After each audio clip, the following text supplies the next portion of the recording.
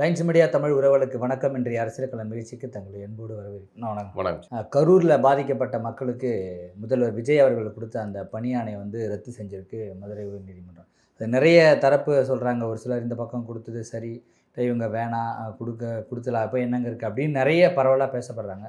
இப்போ உங்கள் பார்வையில் அவங்க போட்ட அந்த வழக்கு, திருமுருகன் அவர்கள் போட்ட வழக்கு, இந்த உயர்நீதிமன்றம் சொன்ன இந்த தீர்ப்பை இல்லை, நம்ம ஆரம்பத்துலேருந்து அதை பேசிக்கிட்டு தான் இருக்கோம். அவர் முதல்ல வீடியோவே இதுக்காக ஆமாம் அதில் அறிவிக்க போகிறாங்க, இந்த மாதிரி வேலை கொடுக்க போகிறாங்கன்னு தகவல் வந்தப்போவே இது தவறானது, மிக தவறான முன்னுதாரணமாக இருக்கும் அப்படின்னு கண்டித்து நம்ம காணொலியை போட்டிருந்தோம். அதே நிலைப்பாடு தான் இப்போவும் நம்மளுடையது. இது விஜய் செய்வது தவறானது, அல்லது இது தெரிந்தே இந்த தவறை செய்கிறார்கள். அந்த வகையில் நாம் தமிழர் கட்சியை சார்ந்த திருமுருகன், வழக்கறிஞர் திருமுருகன் அவர்கள் இந்த வழக்கு போட்டிருக்காரு. அவர் கட்சி சார்பாக வழக்கு போட்டிருக்காங்களா இல்லை தனிப்பட்ட முறையில் போட்டிருக்காங்களான்னு தெரியல. ஆனால் திருமுருகன் அவர் நாம் தமிழர் கட்சியில் இருக்கிறார். இந்த வழக்கு போட்டு அதை ரத்து பண்ணியிருக்காங்க. இது ஒரு நல்ல விஷயம். இதுக்கு அவங்க அப்பீல் போகிறாங்க. இல்லை, அதான் மேல்முறையீடு. இதுக்கு அவங்க அப்பீல் போகிறாங்கல்ல. ஆமாம், அதான் அதில் போயிட்டு வெற்றி பெறதுக்கு வாய்ப்பு இருக்குது. இல்லை, அங்கேயும் வெற்றி பெறதுக்கு வாய்ப்பு குறைவுன்னு என்னுடைய பார்வையில் நான் சொல்கிறேன். ஏன்னா இது அரசு பணி, அது ஒருத்தர் 2 பேருக்குனா பெருசாக யாரும் நினைக்க மாட்டாங்க. 31 பேர் 41 பேர் அப்படின்னு ஒன்று கொடுக்குறீங்க. அதுவும் இல்லாமல் உங்களுடைய கட்சி நிகழ்வுக்காக வந்த கூட்டம், நீங்கள் அதிகாரத்துக்கு வந்ததுனால நீங்கள் அவர்களுக்கு பணி கொடுப்பீங்கன்னா, நாளைக்கு திமுககாரன் கட்சி கூட்டத்தில் 10 பேர் சாவான். அவனுக்கு திமுக ஆட்சிக்கு வந்தோடனே அந்த 10 பேருக்கு அரெஸ்ட் பண்ணி கொடுக்கும். அதிமுககாரன் கட்சி கூட்டத்தில் 50 பேர் சாவான், அவனுக்கு கொடுப்பான். இப்படியே கொடுத்துக்கிட்டு இருந்தால் அப்போ அரசு பணிக்கு வேலைக்கு படிச்சுக்கிட்டு அதை உட்காந்து எழுதுறவன் யாராக இருப்பான்? இப்போ கள்ளக்குறிச்சியில் செத்தவனுக்கு வேலை கொடுக்கணுமா இல்லையா? இப்போ நீங்கள் இதுக்கு 41 பேர் கொடுத்தீங்க. இப்போ கள்ளக்குறிச்சி சார்பாக நம்ம ஏற்கனவே சொன்னோம், அவர்களை தூண்டி விட்டு வழக்கு போட சொல்லணும் அப்படின்ட்டு. எங்களுக்கும் வேலை கொடுக்கணும், எங்கள் குடும்பம் நடுத்தரில் இருக்குன்னு பேசு. அப்போ என்ன இதுக்கு விஜய் தன்னுடைய சொத்தை விற்று அந்த இறந்து போனவர்கள் 41 குடும்பத்துக்கும் அவர் வாழ்நாள் முழுக்க அவர்களுக்கு செலவு பண்ணுறாருன்னா யாரும் எதுவும் சொல்லப்படல. அவரே ஒரு ஐடி கம்பெனி உருவாகிக்கிட்டோம் சார், ஏதோ ஒரு கம்பெனி உருவாகட்டும் சார், அந்த இறந்து போனவர்கள் குடும்பத்துக்கு அவர்கள் தகுதியின் அடிப்படையில் வேலை கொடுக்கட்டும். யார் வேணான்னா ஐயா சூப்பர் சார் அப்படின்னு வாழ்த்த போகிறோம். ஆனால் அரசு பணி கொடுக்குறது எப்படி சரியாக இருக்க முடியும்? அப்போ அந்த வகையில் அவர் தவறான செயல் செய்கிறார். ஆனால் நான் எனக்கு ஒன்று நினைக்கிறேன், இவர் வரிசையாக அனுதாபத்தில் ஒரு அரசியல் பண்ணுறாங்க. எப்படி பார்த்தாலும் ஒரு 4 பேருக்கு இருக்கால பயில இருப்பானுவேன், அவனுக்கு கண்டிப்பாக எதிர்ப்பு தெரிவிப்பானுங்க. இது நீதிமன்றத்துக்கு போகும். நம்ம கொடுக்குற மாதிரி கொடுப்போம், நீதிமன்றம் ரத்து பண்ணும். அதனால வழக்கம் போல ஒரு ஒப்பாரி வச்சு 10 பேர்களாக பணியை நாங்கள் கொடுத்தோம், அவர்கள் பிடிங்கி கொண்டார்கள். அதுக்கு யாரு இப்போ நாம் தமிழ் மாட்டிக்கிச்சு. இப்போ இந்த வழக்கு அதான கேட்கலாம். ஆமாம், இந்த கோணத்துலேயும் யோசிச்சு பார்ப்போம். இப்போ இந்த வழக்கை ஏன் திமுக போடல? அதுதான் நானும் ஏன் அதிமுக போடல? ஏன் அதிமுக போடல? அவர்கள் புத்திசாலிகள். புத்திசாலிகள்னா எந்த புத்திசாலிகள்னா, மக்களுடைய இந்த மனநிலை. ஏன் விஜய் கைது பண்ணல? கரூர் சம்பவம் நடந்த உடனே இப்போ சொல்றாங்கல்ல, அப்போ கைது செஞ்சிருந்தாலும் சரி அது விஜய்க்கு தான் சாதகம். ஆமாம், கைது செய்யலைனாலும் விஜய்க்கு தான் சாதகம். ஏன்னா அனுதாபம் அங்கே திரும்பிடுச்சு. அதனால தான் ஸ்டாலின் பம்மிக்கிட்டு இருந்தது. கைது பண்ணி எதுக்கு நம்ம பில்டப் கொடுத்து மறுபடியும் விஜய்க்கு இது கொடுக்க, அது அதிமுக கூட்டணி கூட அமைஞ்சிருக்கலாம். அதனால அமைதியாக இருந்துடும் அப்படின்னு விட்டாங்க. ஆனால் அமைதியாக இருந்ததுனால 108, கைது பண்ணியிருந்தா 200 ஆயிருக்கும். இப்போ சரியா?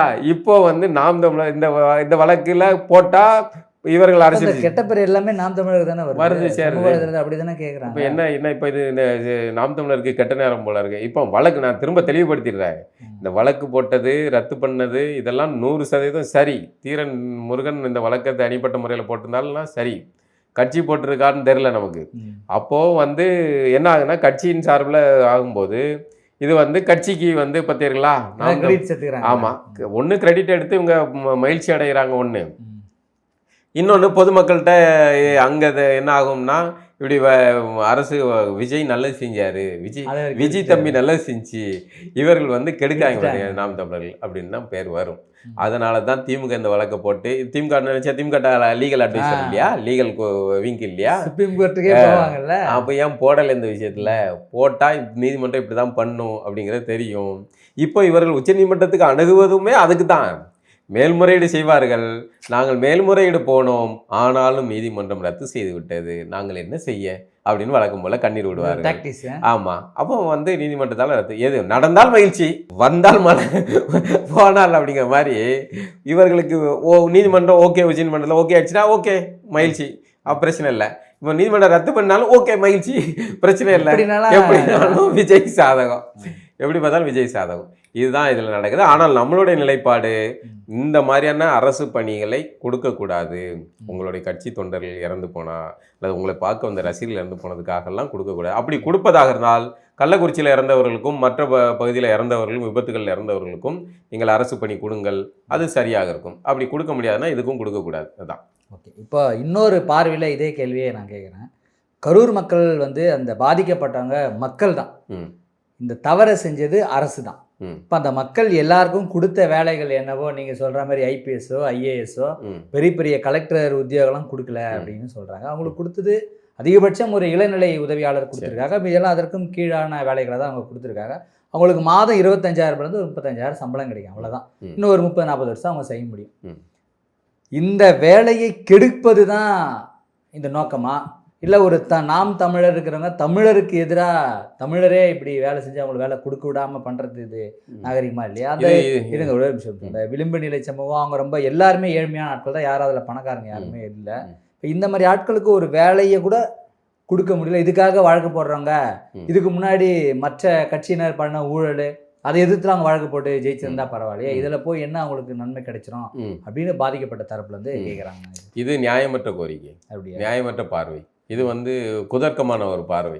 இப்போ என்னென்னா இந்த கோணத்தில் இது செய்யும்போது தான் அதுக்கு வழக்கு போட முடியும். இப்போ ஊழல் அவ்வளோ வழக்குகள் ஊழல் நடக்குதான், அது அறப்போர் இயக்கம் மாதிரியான ஆள்கள் வழக்கு போட்டாங்க. இப்போ நாம் தமிழர் எல்லா வழக்கையும் நாம் தமிழர் போடணும்னு அவசியம் கிடையாது. அப்போ இந்த வழக்கு போட்டாங்களா? இந்த வழக்கு போட்டிருக்காங்க. இப்போ ஏவாவேலுக்கு எதிராக வழக்கு போடுவாங்களா? தாய்மாமன் அனிதா ராதாகிருஷ்ணனுக்கு எதிராக வழக்கு போடுவார்களா? கல்குவாரி கனிம வளங்களை கடத்தக்கூடாது அப்படின்னு பண்ணால் அங்கே போராட்டம் நடத்துகிறாங்க. அதில் நாம் தமிழர் அங்கே போராட்டம் நடக்குது. இப்போ அனிதா ராதாகிருஷ்ணன் அவர் வந்து செய்த ஊழல்களும் பல குற்றச்சாட்டுகள் இருக்கு. இப்போ அதற்கு எதிராகலாம் வந்து நாம் தமிழர் சார்பாக வழக்கு போடுவார்களா அப்படிங்கிறத பொறுத்து அதை கேட்குறீங்க நீங்கள். அதனால தான் நீங்கள் கேட்குறீங்க. அதெல்லாம் நடக்கும்போது பார்த்துக்கிடும். ஆனால் இந்த வழக்கில் போட்டது சரி, இந்த வழக்கு ஒரு தவறான முன்னுதாரணமாக இருக்குது அப்படிங்கிறனால அது சரி, அதை வந்து நாம் தமிழர் செய்யக்கூடாதுன்னு நீங்கள் எதிர்பார்க்க முடியாது. இதை வந்து மற்றவர்களும் செஞ்சுருக்கணும். நாம் தமிழர் செஞ்சனால நாம் தமிழருக்கு அந்த பழி உழுது, அது உண்மைதான், அது வரதான் செய்யும். ஆனால் தமிழர்கள் அப்படின்னு சொல்லிட்டு நீங்கள் இது பண்ண முடியாது. இப்போ சில பேர் கூட அந்த கோணத்தை சொல்கிறாங்க, பெருவாரியாக விளிம்பு நிலை மக்கள் அப்படி இப்படின்னு 4 வார்த்தை ரைட்டப் போடுறாங்க. ஆனால் விளிம்பு நிலை மக்கள் ஏன் சார் படிச்சுக்கிட்டு இருக்கோம்? விளிம்பு நிலை மக்கள் இல்லையா சார்? டிஎன்பிசி எழுதி ராப்பகலாக உட்காந்து படிக்கிறான்ல, அதில் வந்து எத்தனை பேர் பிசி இருக்கான், எத்தனை எம்பிசி இருக்கான், எஸ்சி எஸ்டி இருக்கான், எல்லாரும் இருக்காங்க சார். இந்த இறந்து இப்போ வந்து பணி கொடுத்ததுலையுமே பிசி எம்பிசி எஸ்சி எஸ்டி எல்லாருமே இருக்காங்க. அதே மாதிரி எழுதுறதுக்கு வேலைக்காக காத்திருக்கவங்க இருக்காங்கல்ல. இப்போ அவன்லாம் யார்? அப்போ அவனுக்கு கிடைக்க வேண்டிய உரிமையை வந்து நீங்கள் ஊடையில் கொடுக்குறீங்கல்ல, அது எப்படி சரியாக இருக்க முடியும்? அது தவறு தான். இப்போ நம்ம திரும்ப அதான் சொல்கிறோம். நீங்கள் வந்து ஏற்கனவே 20 லட்சமா விஜய் 20 லட்சம் கொடுத்தாரு, தமிழக அரசு ஒரு 10 லட்சம் கொடுத்துச்சுன்னு நினைக்கிறேன். இப்போ அந்த காசு அதாவது மரணத்தை நம்ம பணத்தால் பூர்த்தி செய்ய முடியாது. ஆனால் அவர்களுக்கு வாழ்வாதாரத்துக்கு இந்த தொகை ஒரு இதை கடத்துறதுக்கு பயன்படும் தானே. அதான் காலம் முழுக்க விஜய் பார்த்துக்கிட்டேன்னு வாக்குறுதி கொடுத்துருக்காருல்ல. அப்படி இல்லைன்னா ஊடகங்களை சந்திக்க போகிறீங்க, விஜய் நடவடிக்கை எடுக்க போகிறார், இதுதான் நடக்க போகுது. அது தவிர்த்து அரசு பண்ணி கொடுக்குறதுங்கிறதுல தான் நம்ம முரண்படுறோம். நீங்கள் உங்களுடைய கை காசு எடுத்து கொடுப்பதில் எங்களுக்கு எந்த பிரச்சனையும் இல்லை, செய்யுங்க, யாரும் தடுக்க போகிறது கிடையாது. அது எல்லாத்தையும் கூட ஒரு கடை வச்சு கொடுத்தேன், ஒரு வணிகம் அரசு சார்பாக இவர்களுக்கு வந்து ஒரு வணிகம் கொடுத்தேன், இல்லை ஊருக்கு ஒதுக்குப்புறமாக ஒரு நிலம் கொடுத்தோம் அப்படின்னா கூட பெருசாக அது போகாது. இப்போ அரசு பணி அப்படிங்கிறது அது வேற ஒருத்தவங்களுடைய வாய்ப்பு, அதை வந்து இது பண்ண முடியாது. அந்த வகையில் அது தவறானது தான். அதை எப்படி நியாயப்படுத்தினாலும், எந்த கோணத்திலிருந்து நியாயப்படுத்தினாலும் அது தவறானது தான். இப்போ முதல்வர் விஜய் அவர்கள் வந்து கர்நாடகா போகிறதா தகவல் வந்திருக்கு. ஆகஸ்ட் 3 போகிறாரு. அங்கே போயிட்டு அங்கே என்ன பிரச்சனை இருக்குது, இந்த நீர்நிலை எல்லா ஏரியாக்களையும் வந்து விமானம் மூலமா அவர் சுற்றி காட்டுறேன் அப்படின்னு சொல்லியிருக்காரு கர்நாடகைய முதல்வர். அங்கே வந்து விஜய்க்கு எதிர்ப்பும் இருக்குது, விஜய்க்கு அதே நிலையில் அங்கே ஆதரவும் இருக்குது. சரி, விஜய் அவர்கள் கர்நாடகா போகிறத நீங்கள் எப்படி பார்க்குறீங்க? போகலாமா என்ன? இல்லை, அது வந்து ஒரு தமிழ்நாட்டை சேர்ந்த குடிமகனாக பார்த்தால் அது தவறான முன்னுதாரணமாக தான் எனக்கு தோணுது. விஜய் இதை போகக்கூடாது. இது சட்ட ரீதியாக நம்ம அணுகிறோம். இன்னொன்று, சட்ட ரீதியாக நமக்கு ஏற்கனவே ஒரு பாதுகாப்பு இருக்குது. காவிரி மேலாண்மை வாரியத்தின் மூலமாக நமக்கு ஒரு பாதுகாப்பு கிடைச்சிருக்கு, நமக்கு ஒரு நீர் பங்கீடு ஒதுக்கப்பட்டிருக்கு. இப்போ அவர்கள் தங்களுக்கு சாதகமாக ஒரு சூழலை உருவாக்குவதற்காக ஒரு வழக்கை நாடுகிறார்கள். இப்போ அவன் அந்த கராட்டே கிட்டில் ஒரு காட்சி வரும், அந்த மலை மேலே போன ஜாக்கி சான் கூட்டு போவாப்புல அந்த குட்டி பையனை. அப்போ அங்கே ஒரு ஒருத்தர் வந்து ஒரு பாம்பை வந்து ஒரு பெரிய நாகத்தை வந்து இவருடைய அசைவுக்கு ஏற்றாப்புல அது ஒரு சீன் வரும், நீங்கள் பாருங்க. அதை மாதிரி அந்த பாம்புடைய வசதிக்கு நம்ம மாறக்கூடாது, நம்ம வசதிக்கு பாம்பை மாற்றணும். இப்போ கர்நாடக அரசு தன்னுடைய வசதிக்கு விஜயை மாற்றிக்கிட்டு இருக்கு அப்படின்னு தோணுது. இது சட்ட ரீதியாக இருக்கு அப்படின்னு சொல்றாங்க. இல்ல பிரச்சனை இவங்களும் சொல்றாங்க, இவங்களும் சொல்றாங்க. பிரச்சனை இருக்கு. என்னதான் பிரச்சனை? அதுக்குன்னு அதிகாரிகள் இருக்காங்க, குழு இருக்கு, மேலாண்மை வாரியம் இருக்கு. அவர்கள் ஆய்வு பண்ணட்டும் சார். விஜய் போகக்கூடாது சார். இப்போ நானே கேட்குறேன், இதே மாதிரி காவிரி நீர் வரலன்னா எங்க விவசாயிகள் பகுதிகள் என்ன எப்படி வறட்சியா மாறும் அப்படின்னு கர்நாடகா காங்கிரஸ் சிஎம் வந்து சிவகுமாரை விஜய் கூப்பிட்டா சிவகுமார் வருவாரா? வருவாரு. நீங்க எப்படி சொல்றீங்க? கர்நாடகக்காரன் அவ்வளவு முட்டாப்பைய கிடையாது, அப்படிலாம் ஒன்றும் விட மாட்டாங்க.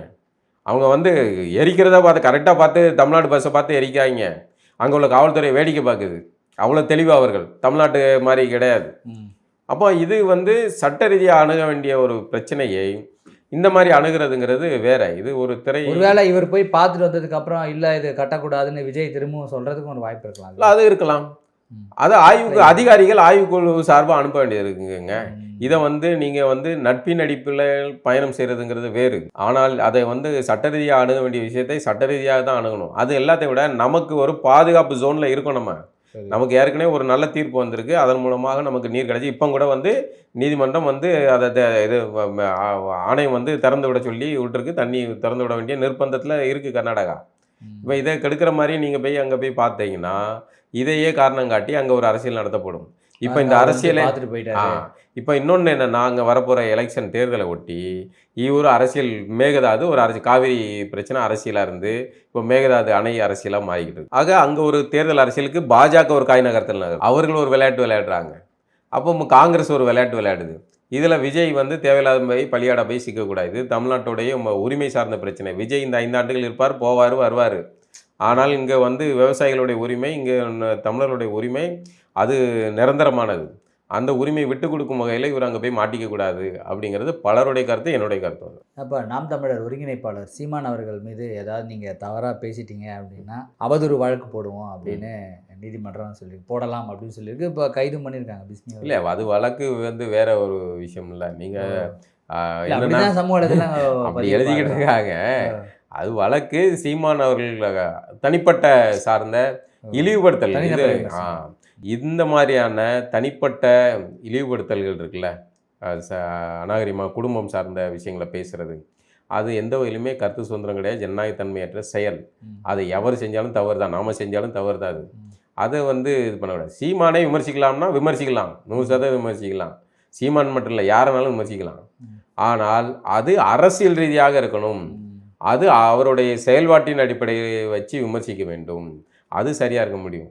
ஆனால் இதுக்காக இந்த வழக்கையும் இதையும் கொண்டு வந்து வச்சுட்டு சீமானனை எங்கள் அண்ணனை யாரும் விமர்சிச்சிடக்கூடாது, பார்த்தீர்களா நீதிமன்றம் சொல்லிவிட்டது அப்படி இல்லை. நீதிமன்றம் அது ஒரு வார்த்தையை சொல்லியிருக்காங்க. அது ஒரு சீமானுக்கு பாசிட்டிவான வார்த்தை தான். அது ஏன்னா இந்த மாதிரியான தனிப்பட்ட விஷயங்களை பேசுறது. மற்றவங்க என்ன கேட்குறாங்க, ஏன் அண்ணன் மட்டும் நாகரிகமாக எல்லாரையும் திட்டுறா, எல்லாரையும் பார்க்குறாங்க, அவரும் அந்த மாதிரி தான் எல்லாரையும் திட்டல. அதுதான் அவர் தனிப்பட்ட எல்லாம் யாரை பேசியிருக்காரு, தனிப்பட்ட யாரோடைய அந்தரங்கத்தை பேசியிருக்காரா? இல்லை, அப்படி இல்லை அப்படி பேசலல்ல. விமர்சனமாக கொஞ்சம் காட்டமாக பேசுவார், நம்மளும் தான் காட்டமாக சில விஷயங்கள் பேசுவோம், அது வேற. ஆனால் நீங்கள் பிரச்சனை என்னன்னா, ஒருத்தங்களுடைய தனிப்பட்ட விவகாரங்களை பேசுறது அப்படிங்கிறது, தனிப்பட்டன்னா புரிஞ்சுக்காங்க, அந்த மாதிரியான விஷயங்கள் பேசுறதுக்கு எவருக்கும் உரிமை கிடையாது. அந்த அடிப்படையில் தான் அது வந்து நடவடிக்கை. ஏன்னா விஜய் மீது பேசினதாக சிலர் நடவடிக்கை எடுக்கிறீங்க, அப்போ இந்த விஷயத்துக்கு புகார் கொடுத்தா நடவடிக்கை எடுத்துருக்கணும்ல, ஏன் எடுக்கல அப்படிங்கிற கேள்வி நீதிமன்றம் கேட்குது. அது நியாயமானது தான், அதில் ஒரு தவறும் கிடையாது. அதுக்காக சீமானே விரும்ப மாட்டார், என்ன யாரும் விமர்சிக்க கூடாது அப்படின்னு சொல்றது.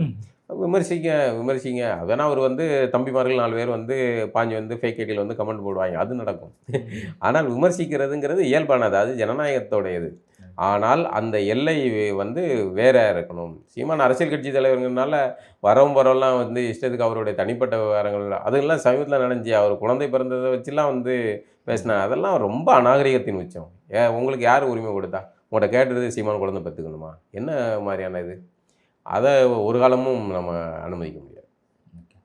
இந்த பள்ளி கல்வித்துறை அமைச்சர் ராஜ்மோகன் அவர்கள் சொல்லியிருக்காரு, இனிமேல் வாரத்துக்கு ஒரு முறை வந்து பிரியாணியை வந்து போடணும், பள்ளிக்கு போடலாம் அப்படின்னு முடிவு பண்ணியிருக்கோம் அப்படின்னு சொல்லியிருக்காரு. இது மக்களிடையே வரவேற்பு பெற்றிருக்கு. முதல்ல அதை வந்து தினசரி போட போகிறாங்களா அப்படிங்கிற மாதிரி சந்தேகம் இருந்துச்சு. அது வாரத்துக்கு ஒரு முறை. முதல்ல இது வந்து ஒரு சினிமாட்டிக்கான ஒரு இது மூவு. இது ஒன்று உணவு தேவை அவசியமானது, அது வேற. ஆனால் இப்போ பிரியாணி போடுறது அதில் வந்து ஒவ்வொரு பீரியடும் நடந்துக்கிட்டு இருக்கு பாருங்க. முட்டை போட்டாங்க, அதுக்கப்புறம் வந்து பாயசம் அப்படின்னு ஒவ்வொரு நடந்துக்கிட்டு அப்புறம் இருக்குல்ல. காலை ஆமாம், சிற்றுண்டியாக மாறிச்சு. இப்போ இவர்கள் வாரத்துக்கு ஒரு தடவை பிரியாணி போடலாமா, அதில் இன்னும் ஸ்கோர் பண்ணலாமான்னு பார்க்குறாங்க. குழந்தைகள் தரப்பிலிருந்து பார்த்தால் சரிதான், அவர்களுக்கு வாரத்துக்கு ஒரு தடவை பிரியாணி நல்லா தான் இருக்கும், அது ஜாலியாக தான் இருக்கும் அப்படின்னு நினைப்பாங்க. ஆனால் இதாக பார்த்தோம்னா அது தேவையில்லை. குழந்தைங்களுக்கு உணவு கொடுக்கிறது உணவு சரி. இப்போ அந்த பிரியாணியில் நல்லதாக இருந்தால் பிரச்சனை இல்லை. அது பிரியாணி வந்து இந்த வேறு அசைவம் அதுக்காக சைவம் சாப்பிட்டா வந்து உடல் கெடுதல் ஆகாது, அசைவம் சாப்பிட்டா தான் கெடுதல் ஆகும் அப்படின்னு உணவு அரசியலுக்குள்ள போகல. ஒத்துக்கலாம், ஒத்துக்காமல் போகலாம். அப்படிங்கும்போது குழந்தைகளை எப்படி சொல்லுவீங்க அதை நான் ஒரு கோணத்தில் சொல்கிறேன். அதுக்காக சைவம் தான் எல்லாத்துக்கும் ஒத்துக்காமல் இல்லை, அசைவமும் ஒத்துக்காமல் போகலாம், சைவமும் ஒத்துக்காமல் போகலாம். பிரியாணி எல்லாருக்கும் பிடிக்கும் ஆசைப்பட்டேன். சரி, அது நல்ல விஷயம்தான். அதை எப்படி கொண்டு போகிறாங்கன்னு தெரில. ஆனால் இந்த ஒரு நாள் அப்படிங்கிறது ஒருவேளை நான் பயந்த தினசரி பிரியாணி ஆத்தி அப்படின்ட்டு. இப்போ பிரியாணி போட்டீங்க அப்படின்னா அடுத்து வந்து சைவம் சாப்பிட்ற குழந்தைங்க இருப்பாங்க. இப்போ நீங்கள் சிக்கன் பிரியாணி போடுறீங்க சரியா, சிக்கன் பிரியாணி பெருவாரியாக பிராய்லர் கோழியிலேருந்து தான் செய்யப்படுது. தனிப்பட்ட முறையில் அவர்கள் வாங்கி கொடுக்குறதுங்கிறது வேறு. அரசு கொடுக்கும்போது பிராய்லர் சிக்கனில் போடுறது சரியா இல்லையா, அது என்ன மாதிரி எடுக்கிறாங்க, எல்லாரும் அதை சாப்பிடுவாங்க. இன்னொன்று கோழிகள் என்ன மாதிரியான தரமான கோழிகளா, அது வெட்டப்படுறது. ஆனால் குழந்தைங்களுக்கு போடுறதுன்னா கவர்மெண்ட்டுக்கு தானே போடு அப்படின்னு அந்த இறைச்சி அப்படி தானே வருது. ஆமாம், இறைச்சி எந்த லட்சத்தில் இருக்குங்கிறது தெரியாது நமக்கு, பழசா புதுசா எதுவும் தெரியாது. அதோட சேர்த்து நான் இன்னொன்று கேட்குறேன், இப்போ சைவம் சத்துணவு சாப்பாடு போட்டால் அசைவம் சாப்பிட்ற குழந்தைங்களும் சாப்பிடுவாங்க, சைவம் சாப்பிட்ற குழந்தைங்களும் சாப்பிடுவாங்க. இப்போ நீங்கள் வந்து பிரியாணி சிக்கன் பிரியாணி போட்டிங்கன்னா சைவம் சாப்பிட்ற குழந்தைகளுக்கு அன்றைக்கி என்ன சாப்பாடு, தனியாக இன்னொரு சாப்பாடு, அதான் கேட்குறேன். இப்போ அவர்களுக்கு சைவ பிரியாணி பண்ணுவீங்க சரி தானே, அப்படி பண்ணணும். அவங்க சைவ நார்மல் சாதம் தான். சார் நாங்கள் சைவ பிரியாணி சாப்பிடக்கூடாதா சார், சிக்கன் பிரியாணி மட்டும் தான் சாப்பிடணுமா, என்ன மாதிரி இது அப்படிங்கும்போது இந்த மாதிரியான விஷயங்கள் இப்போ அறிவிச்சிட்டாங்க, இப்போ ஆசையை தூண்டிட்டாங்க. அப்போ எனக்கு வந்து பிரியாணி சாப்பிடணுங்கிற எண்ணம் வந்துடுச்சு, இனிமேல் வாபஸ் வாங்க முடியாது. அப்போ இந்த கோணத்தில் வந்து மக்களை வந்து அதாவது ஒரு மாதிரி ஜாலியாக வச்சுக்கிட்டே அப்படியே கொண்டு போயிடலான்னு பார்க்காங்க. அது ரொம்ப நாளைக்கு நடக்காது. பயங்கரமாக இருக்காங்க. இல்லை, அது ரொம்ப நாளைக்கு நடக்காது. கொஞ்ச நாள் விஜய் சூப்பர்ப்பா, கோட் சூட் போட்டிருக்காரு, கண்ணாடி போட்டிருக்காரு, ஸ்டைலாக இருக்காருடா சார் அப்படின்னு கொஞ்ச நாள் போகலாம். ஒரு 6 மாதம் விட்டு வைப்போம். அதுக்கப்புறம் இதே மெயின்டைன் பண்ணிட்டு போக முடியாது. ஒழுங்கான அரசியலை செய்கிறதுக்கான, தமிழ்நாட்டு மக்களுக்கு சரியான அரசியலை செய்கிறதுக்கான வேலையை செய்ய வேண்டும் விஜய். இப்படியே சினிமா கவர்ச்சி அரசியலை செஞ்சுட்டு ஓட்டிட்டு போக கொஞ்ச நாளைக்கு தேவைப்படும். அதுக்கப்புறம் கொஞ்ச நாளைக்கு தேவை. அடுத்து வேற தனுசு லைன்ல இருக்காப்பு இல்லையா, ரெடி ஆகிட்டு இருக்காங்க வரிசையா வந்து அடுத்தடுத்து ஆள்கள் வர்றதுக்கு தான் கேட்குறாங்க. ஒன்றும் தெரியலையே மாற்றம் என்னது அப்படின்றாங்க, பேச ஆரம்பிச்சு. மாற்றங்கள் சில பகுதிகளில் அரசு இப்போ கூட ஒரு எல்லாரும் நினைக்கிறாங்க நேரடியாக உடனே நம்மளுக்கு கிடைக்கணும். அது எப்படி நடக்கும்? இது என்ன சினிமா மார்வல் இதா, சூப்பர் அவெஞ்சர்ஸுகளா? அதெல்லாம் கிடையாது. எவர் வந்தாலும் சரி அப்படிலாம் ஒன்றும் ஓவர் நைட்லலாம் எதுவும் நடக்க போகிறது கிடையாது. சட்டம் அதை தீவிரப்படுத்துறது, ஆனால் ஏதோ ஒன்று செய்யணுங்கிற ஒரு முனைப்பு இருக்குல்ல, அது வந்து அவசியமானது. அந்த முனைப்பு இப்போ விஜய் வந்து அந்த மெட்ரோ பயணத்துக்குலாம் போகிறாரு. ஸ்டாலின் போன அந்த காணொலியும் பார்க்கலாம். அதில் எவ்வளோ எந்த கூட்டங்கள் இருந்துச்சு, இவர் முன்னாடி யார் இருக்கா அப்படிங்கிறத பாருங்கள். ரொம்ப எளிமையான இது இருக்குது. அதே மாதிரி அரசு அலுவலகங்களில் லஞ்சம் வந்து கொஞ்சம் குறைஞ்சிருக்கு அப்படின்னு சொல்கிறாங்க. கண்டிப்பாக பெருசாக இது இல்லை, உடனுக்குடனே வேலைகள் வாங்குறதுக்கும் பயப்படுறாங்க, யோசிக்கிறாங்க வாங்குறது. அதுக்கு ஒரு காரணம் என்னன்னா வெறும் விஜய் மட்டும் இல்லை, அது இன்ஸ்டாகிராம். ஆமாம், ரீல்ஸு உலகம் எல்லாருமே இப்போ இதாகிட்டாங்க. லஞ்சம் வாங்கினா சொல்லிட்டாரு, லஞ்சம் கொடுக்காத அப்படின்னு சொல்கிறாரு. கேட்டால் இது எங்கள் அண்ணன் ஆட்சின்னு சொல்லு அப்படின்னு. இதே ஒரு நம்பிக்கை தானே, தைரியம் தானே. இப்போ வந்து ஒரு கிளர்க்கு பணம் கொடுன்னு கேட்டால் அவன் பாட்டு செல்ஃபோனில் ரீல்ஸ் எடுக்கிறான், உடனே சிஎம் விஜய் டேக் பண்ணி போட்டாச்சுன்னா உடனே வைரல் ஆகுது, அப்படியே வேலையை அனுப்பப்படுறாங்க, முடிஞ்சு போச்சுல்ல. அப்போ அவனுக்கு வேலையை பாதுகாக்க வேண்டிய அது தவிர்த்துட்டு அரசு ஊழியர்கள் வந்து பொது வழியில் மீட்டிங் போட்டு பேசுகிறாங்க. இது நாங்கள் இப்படிலாம் இது பண்ணக்கூடாதுன்னு சொன்னால் நாங்கள் என்ன பண்ணுவோம், இந்த மாதிரி உயர் அதிகாரிகள் வரும்போது செலவு பண்ண என்ன பண்ணுறது, இவ்வளோ நாள் பிரியாணி அதுன்னு. வடிவேலு காமெடியில் சொல்லுவார், ஏட்டையா நீங்கள் சாப்பிட்டீங்களா பிரியாணி, மக்கள் பிச்சைக்காரன் காசுலாம் தான் அதை மாதிரி இவர்கள் கேள்வி கேட்குறேன் நீ. அது மாதிரி இவர்கள் புலம்புறாங்க. அப்போது நீங்கள் இது நடவடிக்கை அதிகாரிகள் வர்றது போகிறது செலவுக்கெல்லாம் பணம் கொடு அப்படின்னு சொல்கிறாங்க. இவங்க அப்போ இவ்வளோ நாள் அதிகாரிகள் அடித்த காசில் தான் நடந்திருக்கு. இதை ஒப்புதல் வாக்கு மூலமாக ஊழியர்கள் வந்து சங்க கூட்டத்தில் ஒருத்தர் பேசுகிறாரு, வெளியே வருது. அப்போது ஏதோ ஒரு நகர்வு உள்ளுக்குள்ளே நடக்குது. இப்போ வேலை இதுக்கு லஞ்சம் கிஞ்சம் வாங்கினா வேலை பறி போகுங்கிற சூழல் உருவாகிருக்கு. இது பொதுமக்கள் தரப்பில் இதே தொடர்ந்தால் மகிழ்ச்சி. அப்போ வந்து தமிழ்நாட்டில் இருந்து கேரளாவுக்கு கொண்டு போகிற அந்த கனிம வளங்களை வந்து இப்போதைக்கே கொண்டு போகக்கூடாது அப்படின்னு ஒரு ஜீவோ போட்டிருக்காங்க. அது வந்து கொண்டு போகலாம். ஆனால் இப்போ கேரளாவில் இருக்கிற முதல்வர் வந்து எங்களுக்கு வேணும் அப்படின்னு அவர் கோரிக்கையும் வச்சிருக்காரு. இந்த விஜய் அவருடைய இந்த நிலைப்பாடு எப்படிப்பட்டது? வழக்கமாக வந்து தமிழ்நாடு தான் முல்லை பெரியார் தடை தர தண்ணியை கொடுன்னு முதல் முறையாக வந்து கேரளாக்காரங்க எப்பா எங்களுக்கு கொடுங்கப்பா அப்படின்னு. கேரளா தமிழ்நாட்டை சார்ந்து தான் இருக்குது. காய்கறியில் ஆரம்பித்து எல்லாத்துக்கும் அரிசி பருப்பு இருப்புன்னு எல்லாத்துக்கும் தமிழ்நாட்டை சார்ந்தா இருக்குது. ஆனால் அந்த விவசாயிகளுக்கு தண்ணியை கொடுக்க மாட்டேன்னு அவங்க அணை அரசியல் பண்ணிக்கிட்டு இருக்காங்க. இந்த சூழலில் இங்கேருந்து அவர்கள் அதுக்கானதுன்னு இங்கேருந்து கனிமூலங்கள்லாம் எடுத்து போயிட்டு அங்கேருந்து குப்பையை அனுப்பி விட்டுறது. கடந்த ஆட்சியில் அவ்வளோ கூத்துகள் நடந்துச்சு. என்ன நடவடிக்கை எடுத்தீங்க? இன்னும் இப்போ கேரள முதல்வர் வந்து கெஞ்சிறாரு, எப்போ அந்த லாரியில் கொஞ்சம் அனுப்பிவிடுங்க, இங்கே எல்லாம் கட்டுமான வேலைகள்லாம் அதான். எப்படி உங்கள் ஊர் இயற்கை வளங்களை நீங்கள் பாதுகாப்பீங்க? அது 28% வந்து அங்கே வந்து மழை தான் அதிகமாக. அதுதான், அதாவது இயற்கை பசுமையாக இறைவனால் கடவுளால் ஆசீர்வதிக்கப்பட்ட ஒரு இடமா நீங்கள் கேரளா வச்சுருப்பீங்க. அப்போ உங்களுடைய பகுதியை நீங்கள் வந்து இயற்கை அருள் ஆசீர்வதிக்கப்பட்ட பகுதியாக வச்சுருக்கீங்க. இங்கே வந்து அதுக்கு எதிரான ஆட்களால் ஆசீர்வதிக்கப்பட்ட பகுதியாக நரகமாக நாங்கள் மாற்றணுமா? எங்களுக்கும் இயற்கை இருக்குது சார். நாங்களும் வந்து தண்ணி ஊற்றுவோம், செடி வளர்ப்போம், மரம் வளர்ப்போம், எங்களுக்கும் இயற்கை இருக்குது. அதனால் இந்த விஜய் அவர்கள் எடுத்த இந்த நடவடிக்கை மிக சிறப்பானது, பாராட்டுக்குரியது. இதில் வந்து அவர்கள் கண்ணை கசக்கிறாங்க, மூக்கு சிந்துறாங்கலாம் வந்து மனசு மாறக்கூடாது. உங்களுக்கு கட்டுமானம் வேணும்னா உங்கள் ஊரில் தோண்டிக்காங்க சார் அப்படின்னு வச்சுக்கோங்க. உங்களுக்கு கரண்ட் வேணும்னா அணுமலையத்தை உங்கள் ஊரில் கட்டுங்க, இங்கே கூடங்குளத்துலேருந்து எடுக்கக்கூடாது அப்படிங்கிற நிலையை வந்து உருவாக்கணும். நீங்கள் வந்து எங்களுக்கு வந்து ஒன்று கொடுக்குறதுக்கு எவ்வளோ டிமாண்ட் பண்ணுறீங்க, எவ்வளோ நெருக்கடி கொடுக்குறீங்க, ஏன் ஆகுன்னா தண்ணியை பிச்சை எடுக்கிறீங்க ஒவ்வொரு மாநிலங்கள்னு யாரோ நடிகர்லாம் வந்து பேசுகிற அளவுக்கு இருக்குல்ல நிலைமை. ஸோ இந்த வகையில் முதல் முறையாக விஜய் பக்கத்து மாநிலத்தை சேர்ந்தவர்களே வந்து அதிகார மையத்தை கெஞ்ச வச்சுருக்காரு. இது நல்ல விஷயம். இது காணாதுன்னு இந்த நம்ம ஊர் கனிமவள கொள்ளையர்கள் இருக்காங்கள்ல, மணல் திருடன், கல்குவாரி திருடன், எல்லா திருட்டு பயலும் இப்போ என்ன பண்ணுறாங்க, லாரி டிரைவர்கள் அவங்க இவங்கன்னு அதான் பரிதாப காட்ட இப்படி தான் ஸ்டெர்லைட் ஆரம்பித்தாங்க. இந்த ஊழியர்லாம் என்ன செய்வார்கள் பாவம் அப்படி. அது மாதிரி இவர்கள்லாம் வந்து எங்களுக்கு வந்து திரும்ப தொடங்கணும் அப்படின்னு போராட்டத்தை தூண்டி விட்றாங்க. ஏன்னா இது ஒரு பெரிய மாஃபியா கும்பல். இந்த கனிமவள கொள்ளை அப்படிங்கிறது பெரும் பணம். இதில் பல கட்சிகள் வந்து கனிமவள கொள்ளைக்கு எதிராக கொந்தளிக்கிற பல கட்சிகள் புரிஞ்சுக்காங்க. பல கட்சிகள் நைஸாக போய் காசை வாங்கிட்டு அப்படியே வெளியே வந்து கொந்தளிக்கிறது, உள்ளுக்குள்ளே போய் காசை வாங்கிட்டு வர்றாங்க. இப்படிலாம் தகவல் வருது. அப்போ இது ஒரு பெரிய மாஃபியா கும்பல். வெளியே நாங்கள் என்னமோ பேசுவோம் சார், எங்களுக்கு கட்டிங்க கொடுங்க சார், பைசா வாங்கிட்டு ஒதுங்கக்கூடிய ஆட்கள். வெளியே பேச்சு வேறு, உள்ளுக்குள்ளே நடக்கிறது வேறு. அப்படி பல கட்சிகளுக்கும் பணம் சப்ளை நடக்கிற ஒரு பெரும் இது. மணல் திருட்டு ஒரு பக்கம், எவ்வளோ பேர் கொந்தளிப்பாங்க. பல போலீஸ்காரங்களே வந்து அடித்து தூக்கி கொண்டுட்டு போகிறாங்க, அதிகாரிகளை கொள்கிறாங்க. அவர் ஜவுபர் அலியை வந்து லைவ் வீடியோ போட்டு இது பண்ணார், அடித்து தூக்கிட்டாங்க. என்னமும் சரி, யாராக இருந்தாலும் சரி போட்டு தள்ளுவோம். பணம் அவ்வளோ பணம். அது வாங்கிறது, டெண்டர் எடுக்கிறது ஒரு கணக்கு, அள்ளுறது ஒரு கணக்கு. எவ்வளோ பணம் போகுது, எவ்வளோ பணம் சம்பாதிக்கிறாங்க. ஓவர் நைட்டில் திடீர்னு பெரும் பணக்காரர்கள் உருவாகிறதுலாம் இதுக்கு தான். ஒன்று அள்ளுறவன், விற்கிறவன், லாரி நடத்துகிறவன், எல்லா வேலும் பணக்காரனாக மாறுறான். அப்போ அவ்வளோ சீக்கிரம் விட மாட்டாங்க. அதில் இது விஜய் எடுத்த முடிவு சரி. ஒருவேளை டெண்டர் ஆட்களை மாற்றுறதுக்கு இவர்கள் எடுத்தார்களான்னு தெரியல. அப்படி எடுத்தால் அது தவறானது, அது கண்டிக்கத்தக்கது. ஆனால் இந்த முடிவு சரியானது. மீண்டும் சந்திப்போம். நன்றி.